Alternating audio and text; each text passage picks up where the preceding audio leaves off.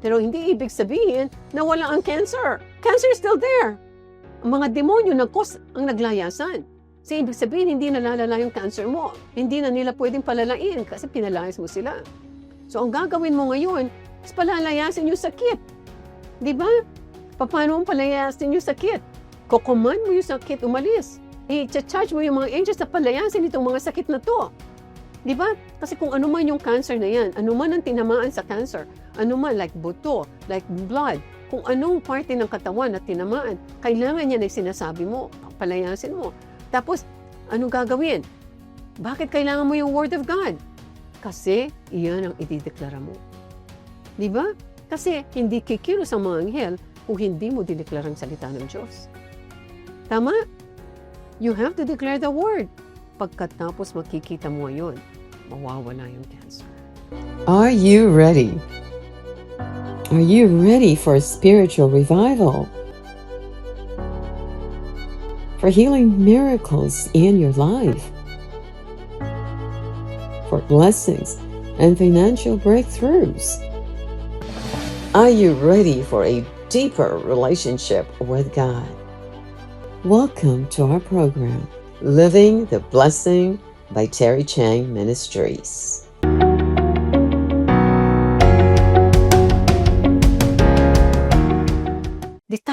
Takbo talaga ako. Nanginginig ang katawan ko sa takot. Nakaputi sila, may mga pakpak, yung mga lalaki, siguro lampas ng 1 floor. Parang ganyan, lalaki ng mga angels ng iba. Yung iba maliliit. Pagkatapos nung that night, mag-preach ako dun sa church namin. Nag-preach akong ganyan, sabi ng head ng praise and worship team, si Brother Ato. Nung pagkatapos ko na mag-preach, Pastora Terry, kanina pa kita gustong kausapin. Bakit? May dalawang angel sa likod mo. First time ako nakakita ng anghel. Naku, yung pala, ang babantayan lang pala ng sangkaterbang anghel na yun ay yung mag-a-attend nitong church na ito kasi inaabangan nila yung magre-receive kay Jesus. Tingnan niyo kung gaano ka-importante sa kanyang itong mga unbelievers na ito ay mag-receive kay Jesus. Magpapadala sila ng anghel na mag-minister sa kanila. Can you imagine? Ipipreach ko yung word tapos sila ang bahalang mag-ayos dito sa mga tao kung paano nila maririnig nila yung word. Kumbaga, aalisin nila si Satan kasi si Satan maglalagay, huwag kang makinig dyan. Hindi matutoy sinasabi niyan. Naku, pag ikaw na born again, mahihinto lahat ang mga bisyo mo. Hindi ka na pwedeng sugal. Puro mga ganyan ng mga trabaho ng mga tao doon. Puro mga kabit ng mga generals, mga politicians, yung mga nag-a-attend ng church namin. So, sasabihin, hindi ka pwede dyan. Kung hindi, wala ka ng sustento kay general. Ang ginawa ng mga anghel, kinover yung mga tinga, yung mga utak, para hindi nila marinig yung mga kasinungalingan ng Satan. At na-born again yung mga taong yan. Can you imagine? Yan ang role ng mga angels. So, sinasabi dito, kapag tayo ay, many Christians, ito sinasabi ko dito, many Christians have not given their angels anything to work with. Maraming mga Christians, walang ginagawa. Hindi nila inuutusan, hindi nila sinacharge yung mga angels. Walang ginagawa yung mga angels ito. They speak down, they speak fear, and the angels stand still and don't move. Ba? Hindi sinasabi natin, hindi ko na kaya, Lord. Gusto ko na magpakamatay. I'm tired, I'm sick, I'm broke. I don't know how I can pay my monthly bills. Maririmata na po ang bahay ko. Lord, God is not answering my prayer. I hate my job. I hate my boss. I want to commit suicide. Pag ginagawa niyo yun, pag sinasabi lahat ng mga negative na yan, angels are not being activated, but Satan and his demons are. Kaya ngayon pa lang, huminto na tayo dito sa kakadeclare nating mga negative. Imbes na tayo mag-declare na negative, i-charge natin ng mga hindi sila mga utusan, but they serve us. They minister to us. But we can charge them. Pero we charge them through the Word of God. Importante, bago ka mag-charge ng angel, alam mo kung anong eksaktong word ang sasabihin mo. For example, healing by the stripes of Jesus. Dapat alam mo yan. So, sabihin mo, angels cause this cancer to leave my body in Jesus' name. So, ang gagawin mo nun, iba-back up mo yun with the Word of God. So, Sister Joy, Paano mo iba-back up? Because Isaiah 53, 4 and 5 says, this sasabihin mo, by the stripes of Jesus, I'm healed. So pag narinig ng angels yan, gagawa ng paraan na yan para matigil na yung cancer na yan. Because yung cancer na yan ay walang hold sa'yo. Okay, now, to end, ito yung illustration ko dito. Ito yung part 1 ito yung illustration ko dito. This is very, very important. Ito ikaw, ito ako, Christian ako, nandito ako, Christian ako, empowered by the Lord because it's given me the supernatural power of God. Diba? Empowered by the Lord. Nandito sa akin ang power. Okay? Ngayon, doon sa malayo, nandun yung aking kasagutan sa aking problema. For example, sa side natin example yung healing ulit. Kasi nandun si Sister Joy. Doon sa malayo, nandun yung healing. Divine health and healing para kay Sister Joy, for example. Mari ako si Sister Joy, nakikita natin, for example, ito, Ito yung healing, Okay. Tapos ito ako. Ayan, andito ako. Nakikita nyo? Para ma-illustrate ko properly ito. Okay.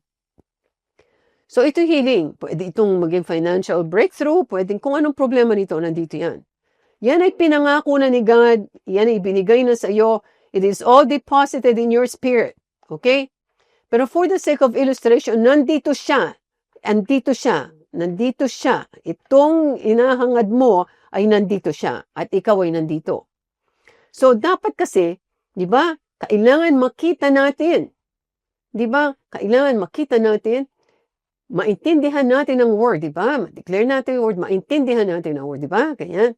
So, ito ngayon, ako ito, maraming kaguluhan dito sa harap ko. Ito yung healing, tandaan natin, ito ako. So dito, maraming problema dito. Yan, dito. Andiyan ang cancer. Sabi ng doktor, stage 4. Nasa advanced stage, nandito metastasized to the bones or to the lungs or to the brain or whatever. Wala nang pag-asa. Ito lahat ito. Ito yung mga problema ito. Problema. Nandito. Ito. Yan, ang bundok. Yan ang bundok. So dahil dito sa bundok na to, hindi ko nakikita ngayon ito. Naintindihan natin? Ito ako. Hindi ko nakikita ngayon ito dahil lang nakikita ko yung bundok. Nakikita ko yung diagnosis ng doctor. Nakikita ko yung mga nag-iiyakan ng pamilya ko, natatakot sila, nag-worry sila, naawa sila sa akin. Yan ang nakikita ko lahat. Hindi ko nakikita yan. Diba? Yan ang problema ng tao. Ngayon, ikaw ito. Meron kang kasama. Kailangan yung kasama mo mag-work with you para mawala ito. Diba? Tanong ko ngayon, sino yung kasama? Ako ito Sino yung kasama ko na mag-work with me para mawala ito? Mga angel. Sino yung sumagot na yan? Actually, that's correct. Pero isang factor lang yan. Isang factor lang. Pero merong bagay na mas importante sa angels. Ano yun? Word of God. Word of God. Sino ba yung nagsasagot na yan? Napakagaling. Si Pastor Jobs. Galing mo talaga, Pastor. Totoo. Word of God. Yan ang kasama ko. Yung Word of God ang kasama ko. Diba? Ang magpapalayas ito, yung Word of God. Kasi sabi ng Word of God, cast out demons. Ang mga nagbigay ng suffering sa akin, mga demonyo. Diba? Sabi niya, be sober, be vigilant, because your adversary, the devil, walks about like a roaring lion who wants to devour you. Tapos sinabi niya, resist the devil, steadfast in the faith, because sabi niya, your brothers are experiencing the same suffering. 1 Peter 5, 8 and 9. So, ang suffering ay nanggagaling kay Satan. Diba? So, nandito si Satanas, ang gagaling sila yung nag-cause nito. Okay. Gagawin natin. Kaya sinabi ko, how many times do we have to cast out demons? Twice. Diba? Sagot kayo Twice.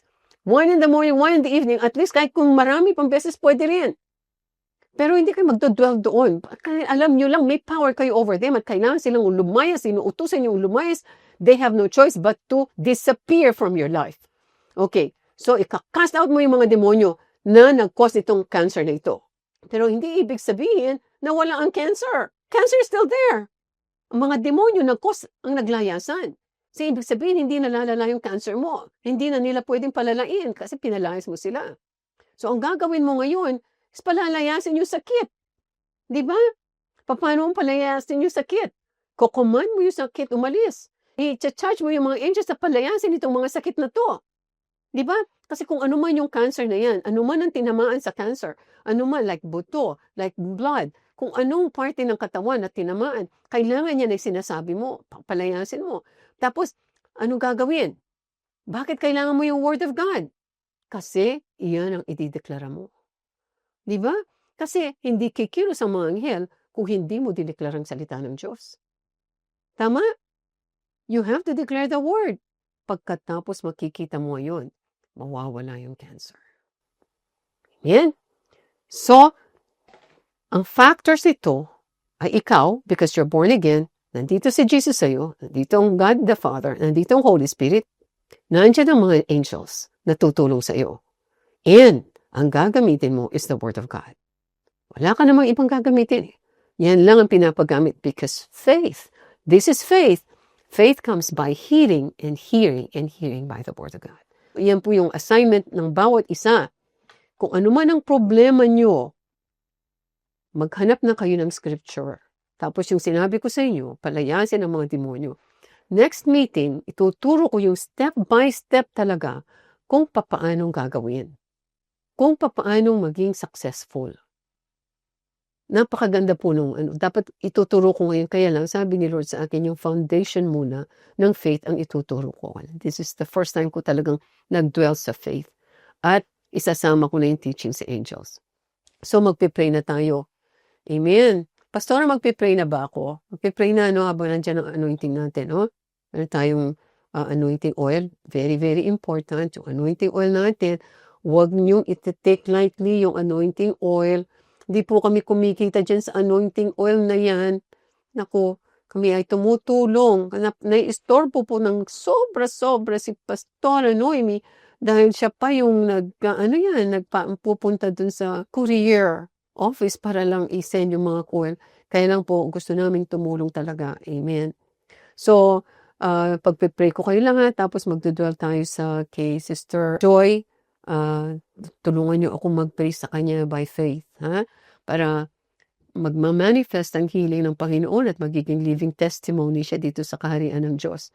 Lalong dadami ang pupunta sa ICGM, lalong dadami ang mga taong pupuntahan nyo ay lalapit sa inyo kasi naka-witness kayo talaga ng mga supernatural signs and wonders.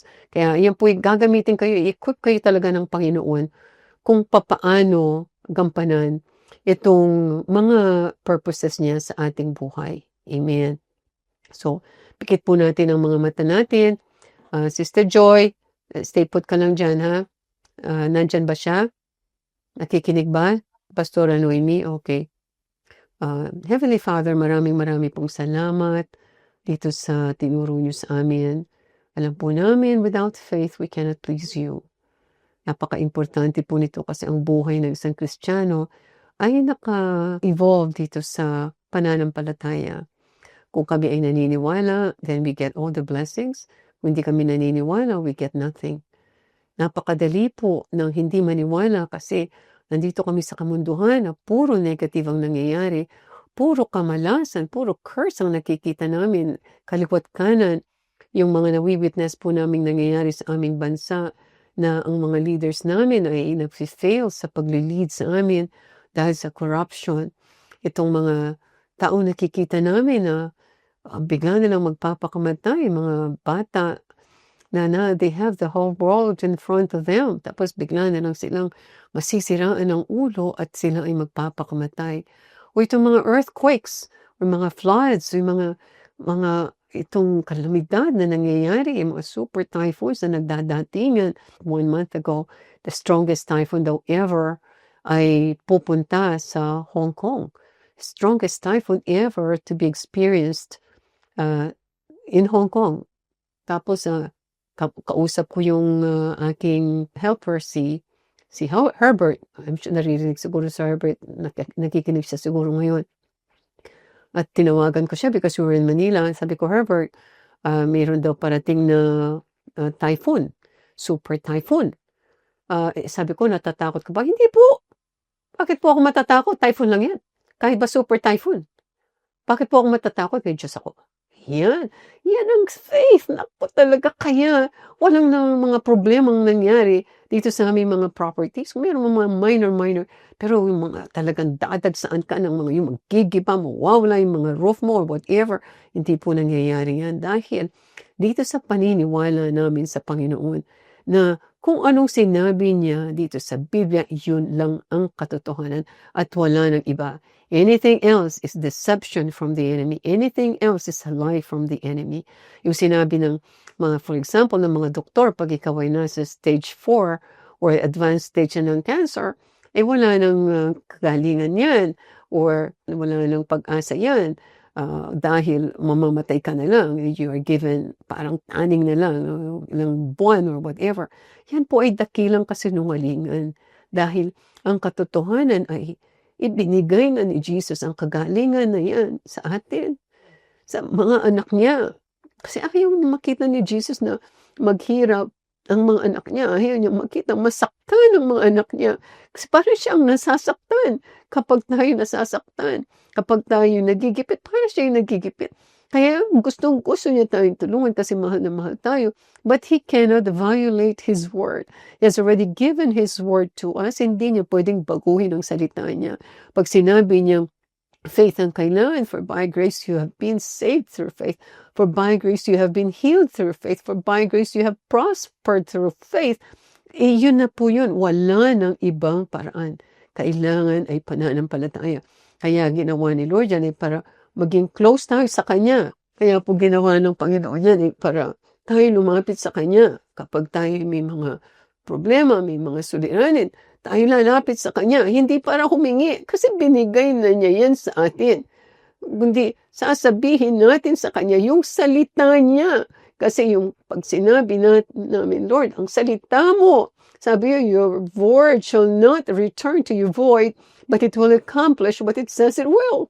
Hindi maaaring hindi ma-accomplish dahil sinabi mo na yan. Tapos na kaya sinabi ni Jesus, it is finished. Yung word na tetelestai, tapos na. Ginawa na lahat ni Jesus yan.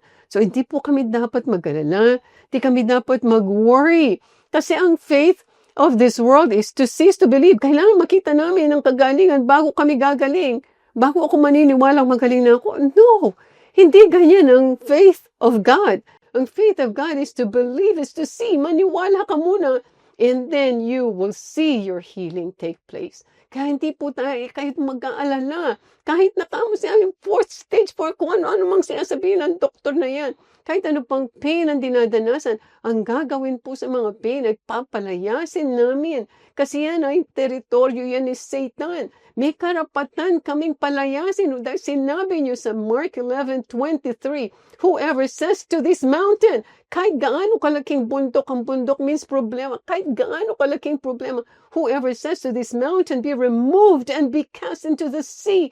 So papalayasin namin, sasabihin namin, be removed and be cast into the sea. And if we do not doubt in our heart, but believe that those things that we say will be done, we will have whatever we say.